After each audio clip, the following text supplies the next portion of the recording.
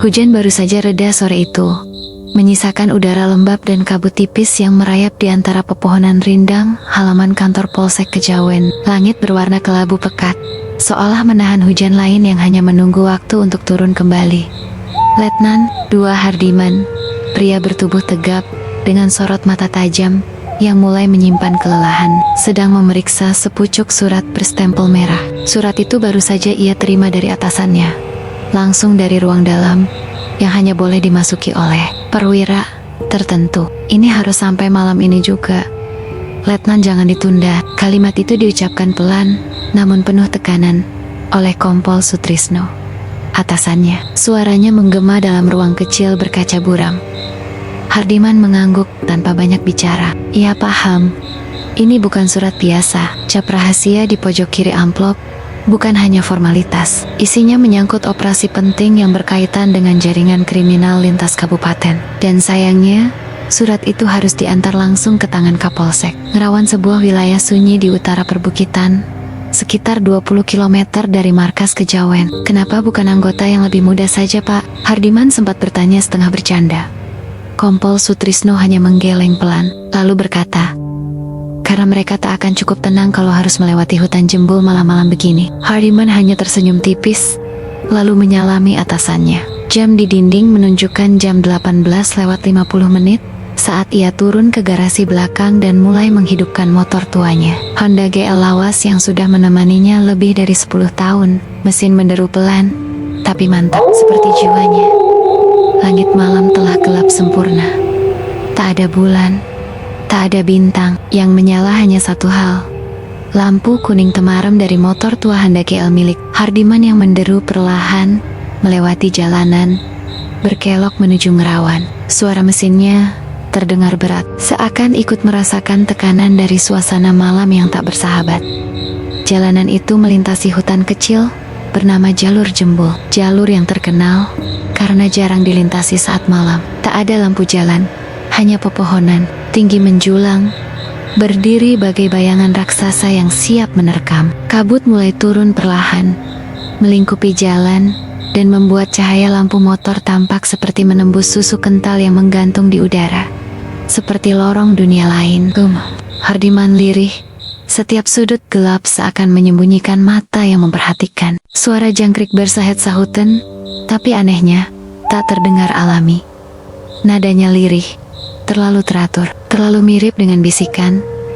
Ia memperlambat laju motor saat melewati tikungan tajam dekat. Pohon beringin besar yang berdiri sendiri di pinggir jalan. Pohon itu tampak tua, menggembung seperti dipenuhi bisul, dan akar-akarnya menjalar sampai ke badan jalan. Di batangnya, tampak kain putih terikat, mungkin bekas sesajen atau peringatan adat. Hardiman melirik ke kiri, sebentar saja, tapi cukup untuk melihat sesuatu. Ada sosok bayangan duduk membelakangi jalan, menghadap hutan. Rambutnya panjang, menjuntai sampai tanah. Badannya membungkuk, seperti sedang menangis. Atau minanggu motor langsung limbung ke kanan, nyaris keluar dari badan jalan. Sialan, Moki Hardiman cepat-cepat memfokuskan pandangan ke depan. Saat ia melirik ke spion, bayangan itu sudah tak ada, hanya kabut, hanya gelap. Ia mencoba menenangkan napas. Bukan apa-apa, jadi hanya bayangan ranting. Fokus, fokus, Hardiman. Namun, saat ia menengok kembali ke jalan, jalanan itu terasa berbeda. Pohon-pohon seperti lebih rapat dari sebelumnya. Suara jangkrik berhenti. Sepi? Tidak, bukan hanya sepi, sunyi yang menekan dada. Tiba-tiba, dari dalam helm, terdengar suara kecil seperti berbisik di belakang telinganya. Pelan-pelan, Pak.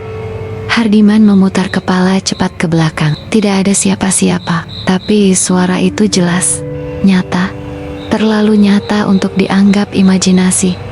Tangannya berkeringat di balik sarung tangan kulit, nafasnya mulai berat. Hidungnya mencium aroma yang aneh, aroma tanah basah bercampur amis. Tiba-tiba motor meraung keras, sendiri, seolah gasnya tertarik penuh. Padahal Hardiman tidak menekan apa-apa. Ia langsung menarik kopling dan rem dengan panik, namun motor seperti hidup sendiri. Berhenti, kau tua bangka? Geram Hardiman sambil menghentakkan kakinya ke tanah. Motor melambat, lalu berhenti mendadak. Mesin mati. Hardiman turun tipis, tak beraturan. Dari balik helm, ia merasa lehernya dingin, tapi menakutkan. Ia berdiri diam beberapa detik, mengamati sekeliling. Daun-daun tampak tak bergerak.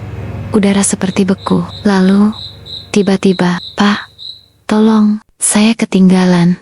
Suara itu pelan, seperti milik anak perempuan, tapi berasal dari kanan dari balik semak gelap yang bahkan lampu senter ponselnya tak mampu tembus. Hardiman diam membatu. "Pak, saya ketinggalan. Saya belum pulang." Nadanya kini seperti tangisan tertahan.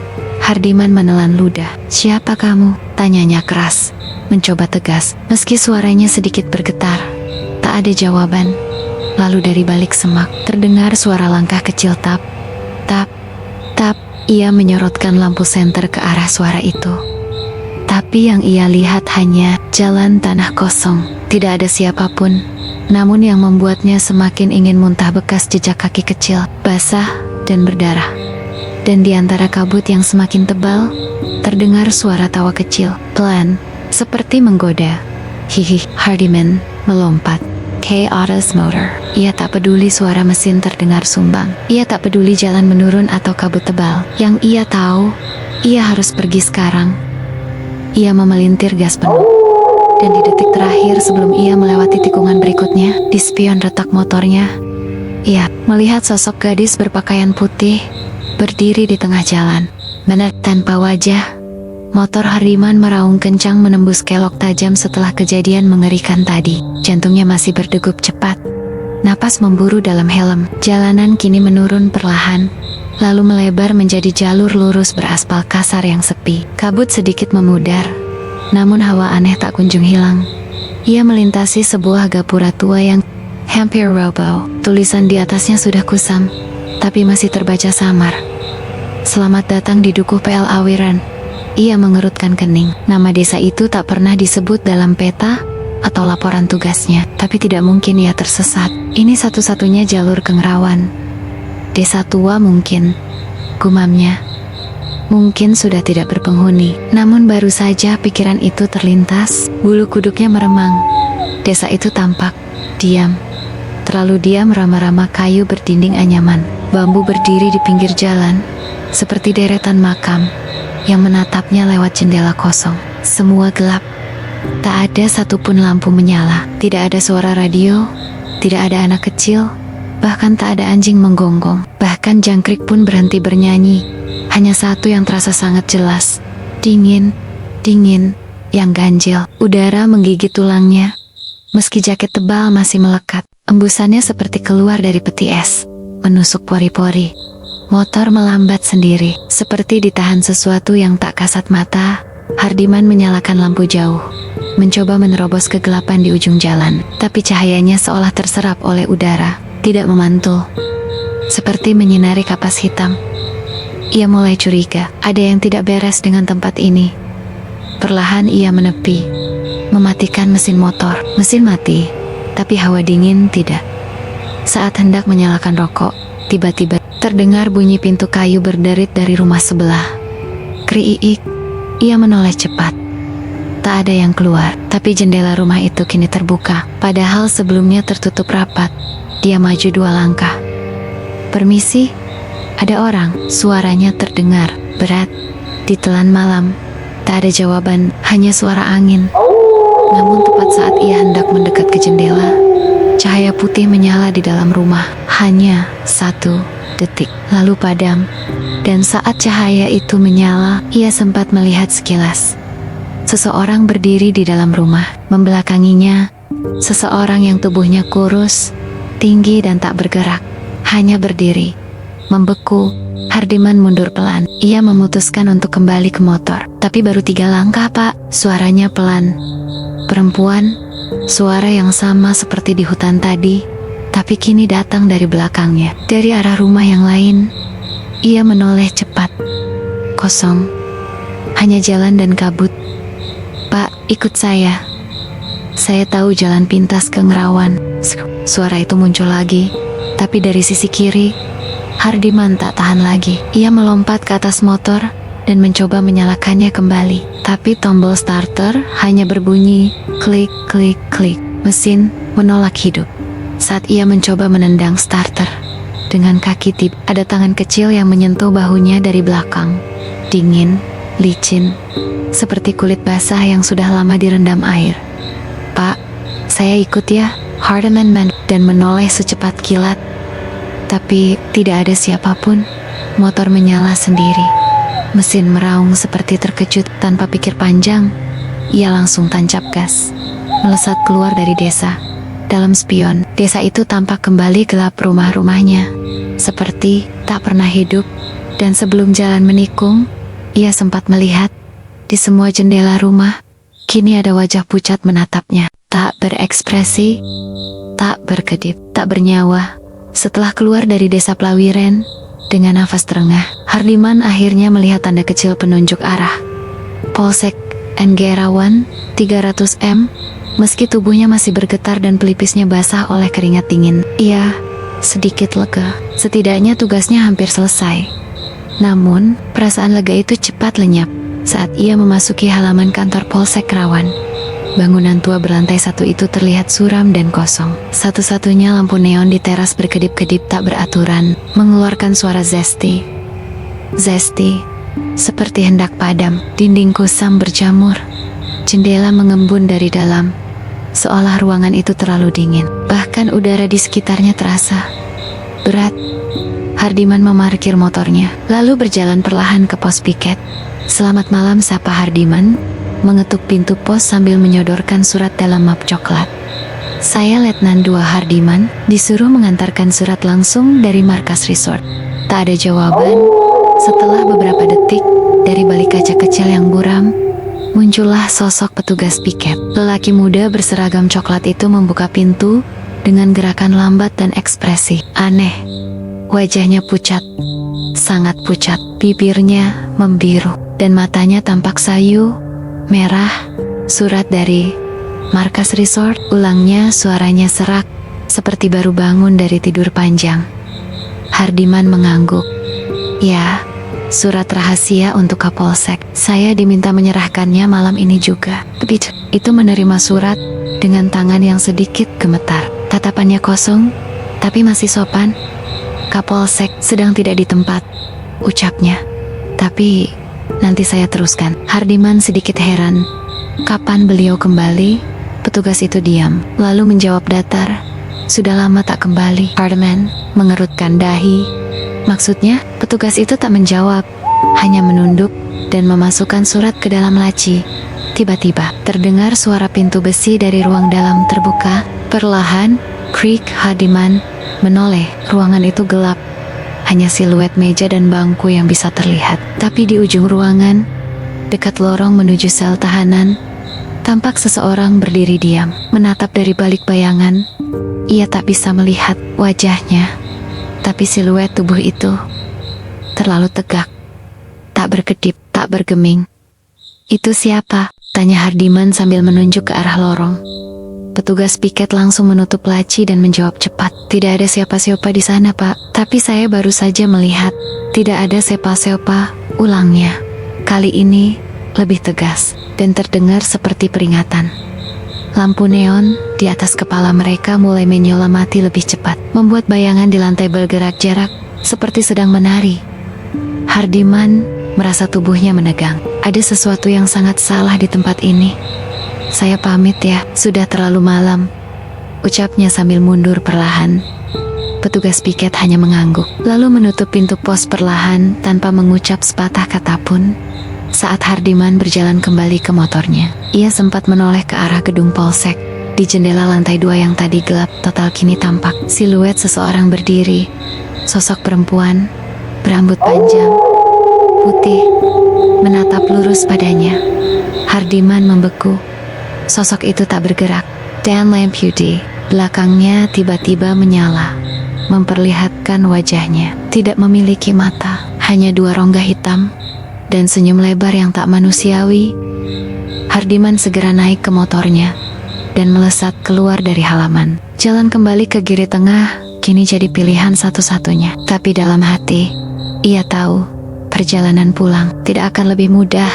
Angin malam semakin dingin menusuk. Jarum jam di pergelangan tangan Hardiman menunjukkan jam 1:12 dini hari. Jalanan pulang masih panjang dan pikirannya masih dihantui bayangan dari kantor Polsek Ngerawan. Gadis di jendela, pucat, tanpa mata, senyum yang tidak wajar. Ia menarik nafas panjang dan memfokuskan pandangan ke jalanan sempit yang membelah hutan. Yari, ranting pohon kering bergesekan satu sama lain, menimbulkan suara krek-krek yang seperti bisikan. Di tikungan menurun, sebelum jalur membelok ke arah kiri tengah Ea melihatnya. Seseorang berdiri di tepi jalan. Sosok itu kecil, ramping, dan mengenakan gaun putih panjang. Rambutnya hitam tergerai, nyaris menutupi wajah. Cahaya lampu motor menyentuh gaunnya perlahan, membuat sosok itu tampak seperti melayang samar di antara kabut. Gadis itu mengangkat tangan dan melambai pelan. Hardiman spontan menarik rem. Ban motornya sedikit tergelincir di kerikil. Namun, ia berhasil mengendalikannya. Ia berhenti hanya beberapa meter dari gadis itu. "Malam, Dick. Kamu kenapa berdiri di sini sendirian?" Gadis itu tidak menjawab. Ia hanya menunduk pelan dan menunjuk ke jalan arah kota. "Mau numpang?" Gadis itu mengangguk. Hardiman menelan ludah. Dalam kondisi biasa, ia tak akan berpikir dua kali untuk menolong. Tapi setelah apa yang ia alami malam ini, namun rasa iba lebih kuat. Ia memberi isyarat, "Naiklah." Gadis itu berjalan pelan. Suaranya tak menimbulkan langkah. Bahkan dedaunan kering pun tak terusik. Ia duduk di boncengan motor, sangat dekat, padahal jok masih cukup luas. Begitu Hardiman mulai melaju kembali, ia merasakan sesuatu yang ganjil. Angin di belakangnya terasa tidak biasa. Tidak seperti terpaan angin akibat kecepatan, tapi dingin, menembus kulit, menusuk ke tulang belakang. Dan kemudian, ada bau amis, seperti tanah basah, bercampur darah lama. Ia mencoba menoleh sedikit. "Namamu siapa?" tanyanya. Tidak ada jawaban. "Rumahmu di mana?" Diam. Ia mulai resah. "Kamu ini dari dasa mana?" Dan saat itu, dengan suara sangat pelan, seperti hembusan dari liang kubur, gadis itu menjawab, "Saya belum pulang." Hardiman menegang. Detak jantungnya melonjak liar. Ia melihat ke spion. Awalnya tidak terlihat apa-apa, namun perlahan samar. Di balik kabut dan goyangan jalan ia melihat wajah si gadis. Wajahnya tertunduk, tapi tidak punya mulut, tidak punya hidung. Hanya kulit putih mulus yang halus, kosong. Dan saat itu juga, ia merasa tangan dingin melingkar di pinggangnya, mencengkeramnya dengan kekuatan yang tidak seharusnya dimiliki oleh seorang gadis kurus. "Jangan belok ke kanan, Pak. Yang ke kanan tempat saya dulu mati." Hardiman ingin menjerit, tapi mulutnya terkunci. Pedangnya kaku, motor bergerak hebat saat melewati jembatan sempit dan dalam satu kedipan mata, berat di belakangnya hilang. Ia menoleh cepat. Tak ada siapa-siapa. Boncengan kosong, tapi basah, seperti habis ditempati tubuh yang dingin dan basah kuyup. Ia memperlambat motor, nafasnya memburu. Tiba-tiba dari semak kiri jalan sosok yang sama melintas dan berdiri lagi di depan motornya, melambai dengan tangan, masih meminta tumpangan, padahal baru saja ia bonceng. Hardiman tahu ia sedang membuat keputusan berbahaya, tapi entah kenapa tangannya bergerak sendiri, memberi isyarat kepada gadis itu untuk naik lagi. Sosok putih itu berjalan pelan, tidak menyentuh tanah. Langkahnya seperti meluncur, menggeser kabut, tak menghasilkan suara.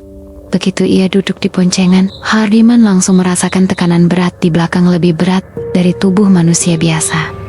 Seolah sesuatu yang tidak kasat mata. Juga, ia mencoba menghirup napas dalam-dalam. Tapi udara mendadak menjadi sangat dingin. Uap putih keluar dari mulutnya. Suara jangkrik, daun jatuh, bahkan deru angin, semuanya hilang.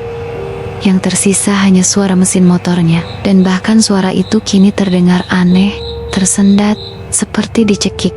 Hardiman mulai berkeringat, meski tubuhnya membeku.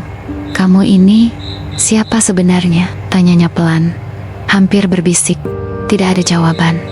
Ia menoleh sedikit, cukup untuk melirik bayangan penumpangnya lewat spion. Dan saat itu jantungnya serasa berhenti berdetak. Bayangan gadis itu tidak ada. Boncengan terlihat kosong, namun ia tetap bisa merasakan beban berat dan hawa dingin menusuk dari belakang astik Firula. Ia membaca pelan dalam hati, tapi setiap kata di zikir hanya terdengar menggema di dalam kepala, seperti berbicara di ruang kosong tak berujung. Tiba-tiba pundaknya ditepuk dari belakang, pelan tapi dingin, licin, lembab. "Pak," suara gadis itu sangat dekat, hampir menempel di telinga. "Jangan lewat jalan ini." Hardiman memutar kepalanya cepat, namun tak melihat siapapun. Dan saat ia kembali menatap ke depan, jalanan berubah. Bukan lagi jalan setapak dengan hutan jati, melainkan jalan tua berbatu yang dipenuhi akar pohon, remang-remang, diterangi obor yang berkedip. Seperti jalan zaman dulu. Ia panik menekan gas, tapi motornya malah berjalan lebih pelan, seperti ada yang menahan dari belakang. Di sekelilingnya, kabut membentuk silut-silut tubuh yang berdiri di antara pohon, menatap tanpa wajah, tanpa suara. Tangan kirinya mati rasa, jari-jarinya kaku, dan di dadanya mulai muncul sesak, seperti ditindih oleh beban tak terlihat. "Ses," bisikan samar terdengar di kedua telinganya, seperti ribuan suara berbicara dalam waktu yang bersamaan. Ia melihat ke kaca spion, masih kosong. Tapi kabutnya meneteskan darah. Tetes demi tetes menodai kaca. Hardiman menjerit dalam hati. Ia ingin melompat, meninggalkan motor, tapi kakinya tidak bisa digerakkan. Seolah sesuatu dari belakang menahannya, memeluknya erat, seperti tenggen-tenggen kecil yang melilit tubuhnya. Dan gadis itu tanpa suara, tanpa wajah, berbisik langsung ke dalam pikirannya, "Bapak sudah mengambil jalan yang salah, dan saya belum selesai." Motor tua Hardiman melaju pelan di jalan berbatu yang tak dikenalnya. Hutan jati di kiri kononnya kini terasa jauh, digantikan barisan pohon besar yang tampak seperti membungkuk mengawasi. Kabut semakin tebal, menutup pandangan lebih dari 3 meter ke depan. Ia mulai panik, tidak tahu lagi arah, tidak ada tanda jalan, tidak ada rumah, tidak ada suara, kecuali suara mesin motornya dan detak jantungnya sendiri yang makin keras. Dengan tangan gemetar, Hardiman melirik ke kaca spion sebelah kanan. Ia menelan ludah. Tidak ada siapa-siapa, boncengan kosong. Namun tubuhnya tetap merasakan berat. Udara di belakangnya tetap dingin, terlalu dingin, seperti sedang membonceng sesuatu dari dalam kolam es. Matanya kembali ke spion. Ia fokus, mencoba mencari refleksi gadis itu. Tetapi yang tampak hanyalah wajahnya sendiri. Namun wajah itu tidak diam. Refleksi Hardiman tersenyum, sinis. Bibirnya bergerak-gerak sendiri. Mata memelototi dirinya dengan ekspresi bukan miliknya. Ekspresi yang bukan milik seorang manusia waras. "Apa ini?" bisiknya ketakutan. Dan tiba-tiba, tanpa angin, tanpa getaran, CRAK spion retak. Garis retak menyebar cepat seperti jaring. Laba-laba membelah wajahnya di dalam kaca menjadi serpihan-serpihan kecil. Suara retakan itu terdengar keras, seperti pecahan tulang. Hardiman sontak menghentikan motor. Napasnya memburu, tangan berkeringat, dan jantung seperti mau meledak. Ia menyentuh kaca spion itu dengan satu jari. "Jangan lihat ke belakang." Sebuah suara berbisik, bukan dari luar, tapi dari dalam pikirannya sendiri.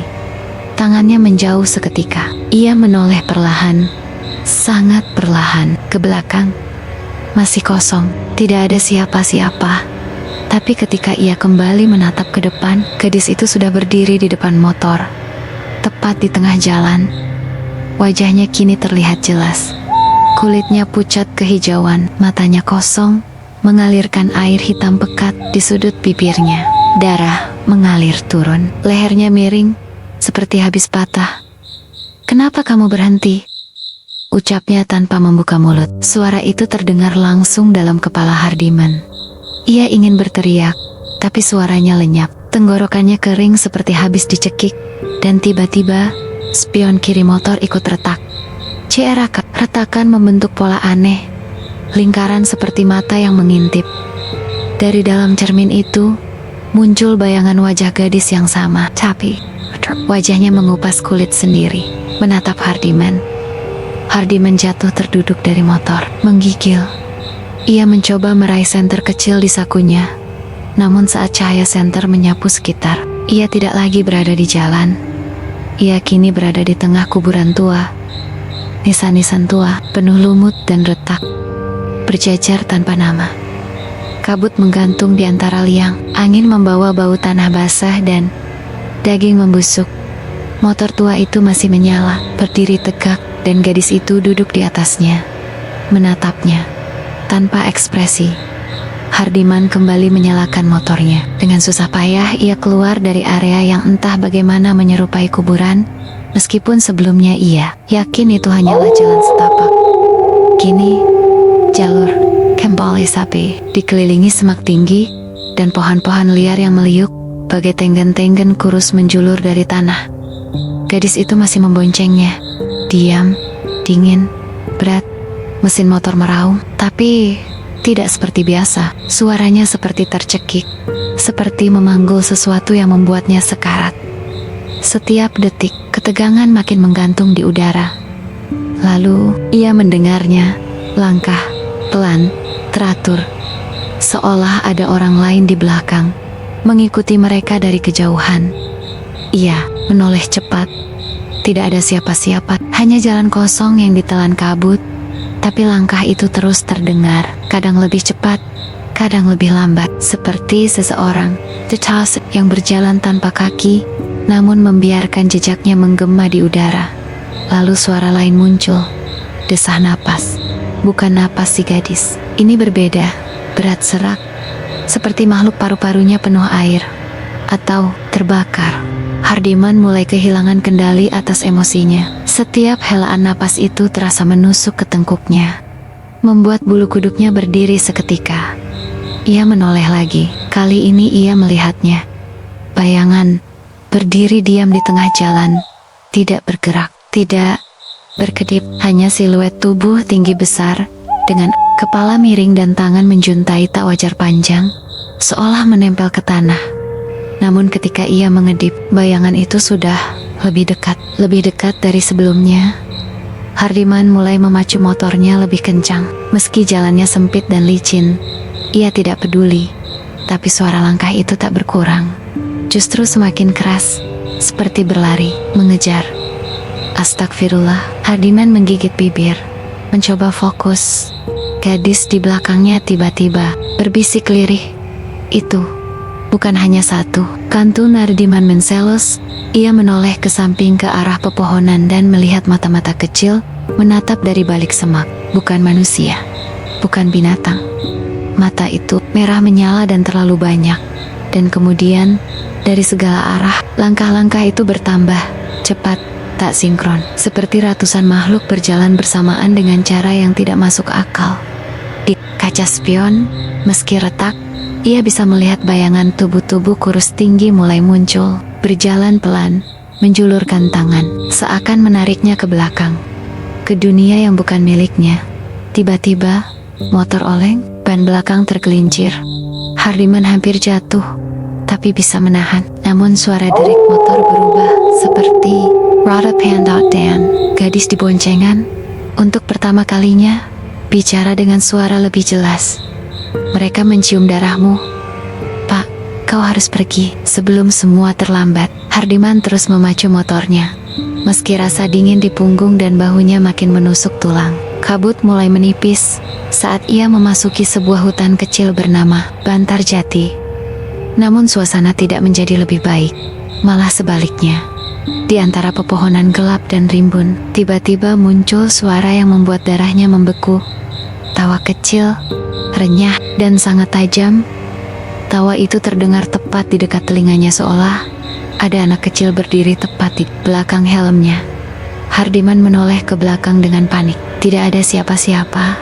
Namun tawa itu kembali. Kali ini lebih nyaring dan berlapis, seperti serombongan anak kecil sedang bermain sambil mengejek. Hehehehehehe. Udara sekelilingnya tiba-tiba terasa berat dan pekat, seolah dipenuhi kegelapan yang bukan hanya ketiadaan cahaya, tapi ketiadaan jiwa. Stop it. Hardiman membentak ke udara kosong. Tapi tawa itu malah makin menggila. Hehe, kau tak bisa lari, Pak. Kau sudah terlalu jauh. Suara itu kini berubah menjadi suara perempuan dewasa, tipis, dan penuh ejekan. Ia menggenggam setang motor dengan kuat, berusaha menahan tangan gemetar. Namun ada sesuatu yang dingin menyentuh lehernya seperti jari-jari halus tapi tajam, mencengkeram leher baju seragamnya. Dengan napas tersengal, Hardiman berkata lirih, "Siapa kamu? Apa yang kalian inginkan dariku?" Tidak ada jawaban, hanya tawa yang semakin menggema, melingkar, memenuhi hutan. Seolah akar dan batang pohon pun ikut tertawa bersama. Seketika, bayangan-bayangan kecil mulai muncul di antara pepohonan bentuknya. Seperti anak-anak, tapi wajah mereka tertutup kabut, tidak jelas, dan matanya kosong. Hardiman mengerang, menundukkan kepala, mencoba fokus pada jalan. Namun di kaca spion yang retak itu, bayangan gadis putih tampak tersenyum lebih lebar dari sebelumnya. Matanya kini merah menyala. "Sudah waktunya, Pak," bisiknya. "Bergabunglah dengan kami." Motor Hardiman mulai menuruni jalan menurun yang berliku. Pepohonan di kanan kiri seakan melipat dan menutup seperti gerbang ke dunia lain. Udara begitu dingin, menusuk sampai ke tulang. Tiba-tiba, rasa dingin itu berubah menjadi rasa perih tajam. Di punggungnya, Hardiman mencoba menoleh, tapi yang ia lihat hanyalah kabut pekat dan gelap. Tidak ada yang mengejar, tidak ada yang menyentuh, setidaknya secara kasat mata. Ia menggerakkan tangannya ke belakang, mencoba menyentuh sumber rasa itu. Tangan kanannya menyentuh sesuatu yang basah dan lengket. Darah, air hangat mengalir di antara jari-jarinya saat ia menyentuh luka yang baru saja muncul. Sebuah goresan panjang, berdarah, membelah kulit seragamnya. Hardiman memicingkan mata dan membungkuk ke depan, merasakan sakit menusuk setiap kali napasnya masuk dan keluar. Ia berbisik pelan, "Siapa kau? Kenapa kau buat aku terluka?" Gadis itu di boncengan tidak ia hanya menatap lurus ke depan. Matanya memerah menyala seperti bara api di kegelapan. Motor menuruni jalan semakin cepat, namun rasa sakit di punggung Hardiman semakin membakar, seperti ada sesuatu yang menggores terus-menerus. Bahkan saat ia mencoba menggaruknya, luka itu seperti hidup dan berkembang. Tiba-tiba, suara goresan terdengar nyaring di telinga, seperti kuku yang mencakar papan kayu. Terus-menerus, Hardiman menjerit dalam hati. Ia tahu ini bukan luka biasa, ini adalah peringatan. Darah yang menetes dari punggungnya mulai bercampur dengan kabut dingin. Ia merasa seluruh tubuhnya berat, seperti ditarik ke dalam kegelapan. Di depan, jalan berubah menjadi lorong gelap yang membentang tanpa ujung, diselimuti bayangan pekat yang menari-nari. Gadis itu berbisik dengan suara yang sudah berubah, serak dan penuh amarah. "Kau tak bisa lari dari kami, Hardiman. Ini baru permulaan." Jalanan mulai menanjak pelan saat Hardiman mendekati sebuah jembatan tua yang dikenal dengan nama Watu Anyar. Jembatan itu gelap, berderit, dan tampak seperti sudah lama tak terawat. Tiang-tiangnya yang rapuh memantulkan bayangan aneh di kabut malam. Gadis itu yang selama ini diam di boncengan, tiba-tiba mengeluarkan suara lirih, memecah sunyi malam. "Turunkan aku di sini." Kalimat itu seperti bisikan dari dunia lain, halus, namun berat, menggantung di udara. Hardiman menoleh. Matanya berusaha menembus wajah gadis yang selama ini misterius. Matanya yang merah kini terlihat lebih dalam, seperti menyimpan kesedihan abadi. Hardiman hampir ingin bertanya, tapi suaranya tersangkut di tenggorokan. Ia menekan rem perlahan. Motor pun berhenti di tengah jembatan yang bergoyang, pelan diterpa angin malam. "Kenapa di sini?" tanyanya, suara serak dan penuh ragu. Gadis itu menunduk, napasnya membeku, dan dengan suara pelan yang hampir tak terdengar, ia menjawab, "Di sini, aku berpisah dengan dunia." Detik itu juga, angin malam bertiup kencang membawa aroma tanah basah dan busuk.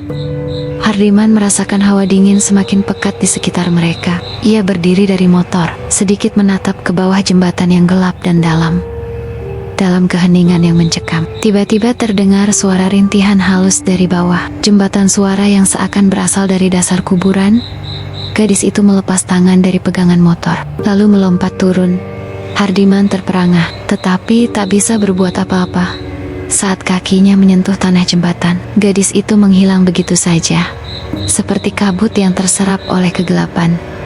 Hardiman berdiri terpaku, napas memburu, dan suara rintihan dari bawah jembatan terus menggema seketika. Motor yang ia kendarai mati mendadak. Ia mencoba menyalakannya berkali-kali, tapi tak berhasil.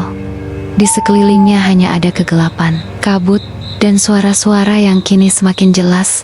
Tawa getir, rintihan, dan bisikan mengerikan.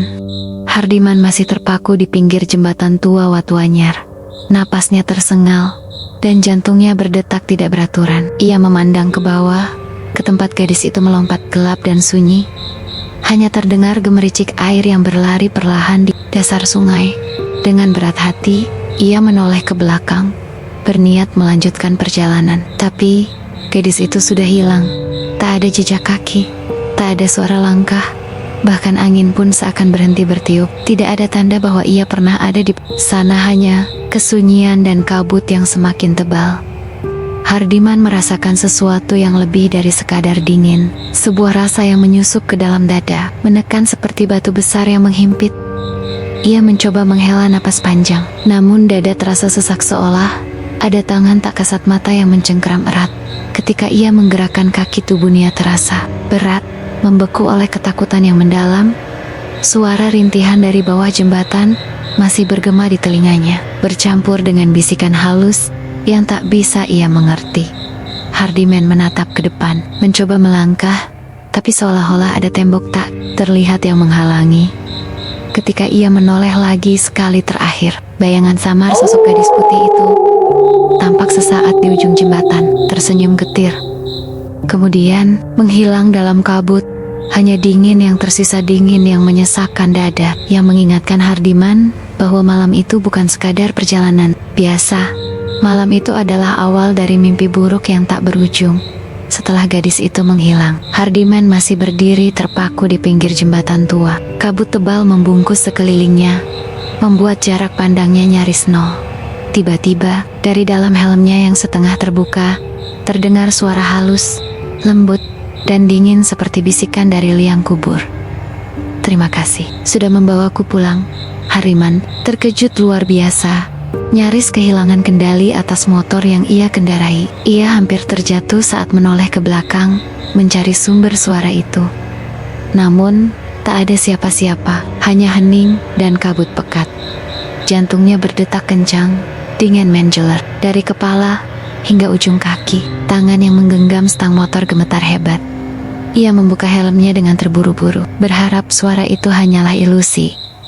Namun, udara sekitar tetap sunyi. Tak ada satupun suara lain selain detak jantungnya yang bergemuruh. Hardiman mencoba menenangkan diri, tapi suara itu kembali terdengar kali ini lebih jelas, lebih dekat.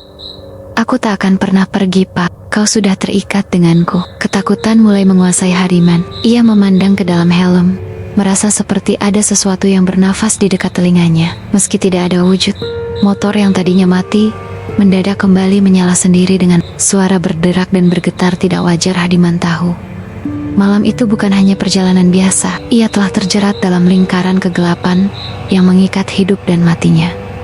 Setelah kejadian di jembatan Watu Anyar, Hardiman menggeber motornya secepat mungkin menuju rumah. Namun, rasa dingin dan kecemasan yang menggerogoti pikirannya membuat perjalanannya terasa seperti mimpi buruk yang tak berujung. Saat sampai di depan pintu rumah, ia menurunkan jaket seragamnya dengan tangan gemetar. Matanya terbelalak saat melihat jaket itu penuh noda darah segar yang mengering, mengalir dari goresan panjang yang ia rasakan di punggung. Tangan Hardiman bergetar hebat saat mencoba menyentuh kulit punggungnya. Namun, anehnya, tidak ada satupun luka yang tampak di tubuhnya. Detak jantungnya makin cepat, dan ia segera menuju klinik terdekat untuk memeriksa kondisi tubuhnya. Dokter yang memeriksanya bingung, mengatakan bahwa secara fisik Hardiman dalam keadaan sehat dan tak ditemukan luka apapun. "Ini mustahil," gumam Hardiman sambil menatap jaketnya yang kini tergeletak di meja. Namun, yang lebih aneh lagi, dokter mengingatkannya dengan nada serius, Kalau kau merasa ada yang tak beres, jangan sekali-kali melepas jaket itu. Atau luka itu bisa kembali dan membawamu ke hal yang lebih buruk. Hardyman terdiam. Jaket berdarah itu bukan sekadar kain yang robek, ia tahu. Itu adalah tanda bahwa sesuatu dari malam tadi masih mengikutinya, membayanginya, dan tak akan pernah membiarkannya pergi dengan mudah. Pagi itu Hardyman duduk di teras rumahnya. Wajahnya masih pucat dan matanya sembab akibat kurang tidur. Ia memutuskan untuk membuka cerita kepada tetangganya, Pak Jatmiko, seorang pria Parubaya yang dikenal bijaksana dan banyak tahu tentang sejarah daerah. Dengan suara pelan dan mata yang penuh kegelisahan, Hardyman mulai mengisahkan malam yang penuh teror itu, pertemuan dengan gadis misterius, goresan berdarah di punggungnya, dan suara-suara gaib yang mengikutinya sampai rumah. Pak Jatmiko mendengarkan dengan seksama, sesekali mengangguk pelan. Setelah Hardyman selesai, Pak Jatmiko menarik napas panjang dan berkata dengan suara berat, "Jembatan Watuanyar memang sudah lama dikenal angker, Pak. Banyak cerita buruk yang menyelimuti tempat itu. Salah satunya, katanya di sana sering jadi tempat bunuh diri seorang gadis perawat dari puskesmas lama yang sudah terbakar bertahun-tahun lalu." Hardyman menatap tajam, merasa seperti mendengar potongan teka-teki yang selama ini tersembunyi. Pak Jatmiko melanjutkan, "Gadis itu katanya sangat terpukul karena kehilangan tempat kerja dan banyak yang mati dalam kebakaran itu. Konon, arwahnya tidak tenang dan sering menampakkan diri kepada yang lewat di jembatan itu. Orang-orang bilang dia mencari seseorang untuk diajak pergi bersama. Suasana terasa mencekam meski siang hari, dan angin seolah berbisik membawa cerita lama yang menyesakkan." Hardyman merasakan getaran dingin di tulang punggungnya, seolah kehadiran gadis itu masih sangat dekat, menunggu waktu untuk mengambilnya kembali. Setelah mendapat cerita dari Pak Jatmiko, Hardyman merasa dorongan kuat untuk menggali lebih dalam tentang sejarah kelam di jembatan Watuanyar dan puskesmas lama yang terbakar itu. Di pagi yang mendung, ia menuju kantor arsip desa yang letaknya tak jauh dari rumahnya. Dengan hati-hati, ia mulai membuka tumpukan dokumen tua yang berdebu dan hampir rapuh dimakan usia. Akhirnya, ia menemukan catatan lama yang memuat laporan kebakaran hebat yang menimpa puskesmas tersebut puluhan tahun lalu. Dalam arsip itu, tertulis nama seorang perawat muda bernama Laras yang menurut laporan tewas terbakar saat mencoba menyelamatkan pasien di tengah kobaran api yang melahap gedung puskesmas. Yang membuat Hardyman bergidik adalah catatan tambahan yang menyebutkan bahwa jasad Laras tidak pernah ditemukan dalam kondisi utuh. Hanya potongan-potongan kecil yang berhasil ditemukan membuatnya dianggap hilang tanpa jejak. Hardyman membayangkan betapa mengerikan saat-saat terakhir gadis itu. Rasa iba dan takut bercampur di dadanya.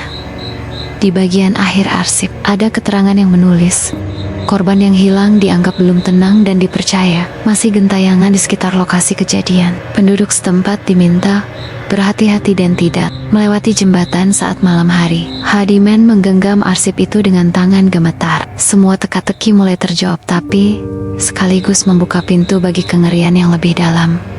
Dia sadar, malam tadi bukan sekadar pertemuan biasa, tapi sebuah peringatan dari dunia lain. Malam itu, saat Hardyman terlelap di ranjangnya, mimpi buruk mulai menghantui tidurnya. Ia merasakan kehadiran yang dingin dan berat menyelimuti kamar. Di ujung ranjang, sosok seorang gadis berpakaian putih muncul samar-samar. Wajahnya yang basah oleh air mata itu sangat jelas. Situlah Laras, sang perawat yang terpanggang dalam kebakaran puskesmas lama. Laras menangis pelan. Suaranya penuh kepedihan. "Aku belum pulang, aku belum sepenuhnya pergi." Matanya menatap Hardyman dengan tatapan penuh harap sekaligus kesedihan mendalam. Hardyman mencoba bicara, tapi suara di mulutnya seolah membeku, tak mampu keluar. Laras melanjutkan, "Aku terperangkap di sini, terikat oleh luka dan dendam yang belum selesai. Tolong aku, Pak. Tolong bawa aku pulang." Udara di kamar terasa semakin dingin. Napasnya berembun dan hawa gelap semakin pekat. Hardyman merasakan tangannya membeku. Tubuhnya kaku seperti tak bisa bergerak. Sosok Laras perlahan memudar, namun suaranya masih membekas di telinga. Jangan biarkan aku terjebak selamanya. Saat terbangun, Hardiman mendapati keringat dingin membasahi tubuhnya. Hatinya berdebar hebat, dan bayangan Laras masih menghantui pikirannya. Ia tahu malam-malam berat akan terus datang jika ia tidak menemukan cara untuk mengakhiri penderitaan Laras. Setelah berminggu-minggu dihantui mimpi dan bisikan gaib, Hardiman memutuskan untuk mencari bantuan. Ia mendatangi seorang spiritualis tua yang tinggal di pinggiran desa, seorang yang dikenal mampu berkomunikasi dengan dunia roh. Di rumah kayu penuh dupa dan lilin yang berkobar lembut, spiritualis itu menatap Hardiman dengan mata tajam dan penuh pengertian. Arwah Laras sudah lama terperangkap, Pak, kata sang spiritualis dengan suara berat. Kuburannya tak layak, dan itu membuatnya tak bisa tenang. Malam itu, di tengah ritual pemanggilan, sang spiritualis menyalakan dupa wangi dan mengibarkan sesaji. Ia membacakan mantra-mantra kuno yang bergema di ruang sunyi Menggandung. Laras datang. Tiba-tiba, dari asap dupa yang mengepul putih, muncul sosok samar Laras. Wajahnya pucat dan penuh duka. Tubuhnya seperti terbuat dari asap yang melayang. Dengan suara lirih, namun jelas, Laras berbicara. Aku terikat di sini, karena tulung belulongku belum dikuburkan dengan layak. Jika aku tidak tenang, aku akan terus menghantui setiap langkah yang melewati jembatan itu. Hardiman dan spiritualis itu saling berpandangan, memahami betapa seriusnya masalah ini. Spiritualis itu menambahkan, kau harus menemukan sisa-sisa tubuh Laras dan menguburkannya dengan penuh penghormatan. Hanya dengan itu, arwahnya bisa pulang dan damai. Laras menghilang dalam kabut asap putih, meninggalkan hawa dingin yang perlahan menghilang dari ruangan. Hardiman tahu tugasnya belum selesai, bahkan baru saja dimulai. Hardiman tak bisa menunda lagi. Setelah mendapat izin dari pihak berwenang, ia bersama beberapa petugas mulai melakukan penggalian di reruntuhan puskesmas lama yang telah lama terbakar dan terbengkalai. Malam hari, suasana di lokasi penggalian begitu sunyi, hanya diterangi oleh lampu sorot dan api unggun kecil. Kabut tipis menebal di sekitar reruntuhan, menambah kesan menyeramkan. Saat menggali di balik fondasi bangunan, sekop petugas menyentuh sesuatu yang keras. Hardiman segera membantu membersihkan tanah dengan tangan gemetar. Tampaklah tulang belulang manusia yang masih tersisa dengan potongan seragam perawat yang terbakar. Hati Hardiman berdebar, rasa haru bercampur ketakutan menyelimuti dirinya. Namun, suasana tiba-tiba berubah mencekam. Suara bisikan lembut terdengar dari reruntuhan, seolah ada yang mengawasi dan mengawali ritual pemakaman yang akan datang. Petugas-petugas yang lain terlihat tegang, beberapa memandang ke sekeliling dengan waspada. Hardiman mengumpulkan tulang belulang itu dengan penuh hormat, merasakan beban tanggung jawab yang amat berat di dadanya. Ia tahu, ini adalah kunci agar Laras bisa pulang, dan arwahnya tidak lagi mengganggu kehidupan di sekitar jembatan. Setelah tulang belulang Laras ditemukan, Hardiman bersama warga dan spiritualis mengadakan pemakaman secara hikmat di pemakaman desa. Api lilin menerangi malam kelam. Doa-doa dipanjatkan dengan harapan agar arwah Laras menemukan kedamaian yang selama ini direnggut tragedi. Setelah prosesi selesai, udara di sekitar jembatan Watuanyar terasa lebih ringan. Keheningan yang dulu menakutkan kini berubah menjadi kedamaian yang perlahan menyelimuti tempat itu. Hardiman merasakan beban berat yang menekan dadanya. Selama berbulan-bulan mulai menghilang. Malam-malam penuh mimpi buruk dan bisikan gaib itu berangsur hilang. Sejak saat itu, Hardiman tak pernah lagi didatangi oleh sosok Laras. Ia merasa arwah gadis itu akhirnya telah pulang. Namun, ada satu hal yang tak pernah berubah. Hardiman tidak pernah lagi berani melewati jembatan Watuanyar di malam hari. Kadang, di saat malam paling sunyi dan gelap, suara tawa kecil yang mengingatkan pada Laras masih terdengar samar-samar, mengawang seperti bisikan angin. Suara itu menjadi pengingat bahwa dunia ini penuh dengan misteri yang tak bisa sepenuhnya dijelaskan. Dan bagi Hardiman, malam itu tetap menjadi luka dan pelajaran bahwa ada batas yang tak boleh dilampaui oleh manusia, dan ada jiwa-jiwa yang tak pernah benar-benar pergi. Kisah Hardiman dan sosok Laras mengajarkan kita bahwa dunia ini tidak hanya dihuni oleh makhluk yang tampak di mata manusia, tetapi juga oleh jiwa-jiwa yang terikat oleh luka dan dendam. Meskipun kita hidup di zaman modern, misteri dan kekuatan gaib tetap ada di sekitar kita. Terkadang muncul untuk mengingatkan atau bahkan meminta pertolongan. Hardiman yang awalnya hanya menjalankan tugas sederhana, akhirnya terjebak dalam dunia yang penuh ketakutan dan kesedihan.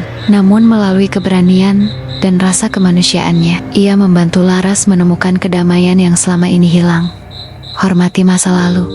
Setiap tempat memiliki sejarah dan kisahnya sendiri, baik yang terang maupun yang kelam. Menghormati dan memahami masa lalu bisa membantu kita menghargai kehidupan dan menghindari bahaya yang tak terlihat.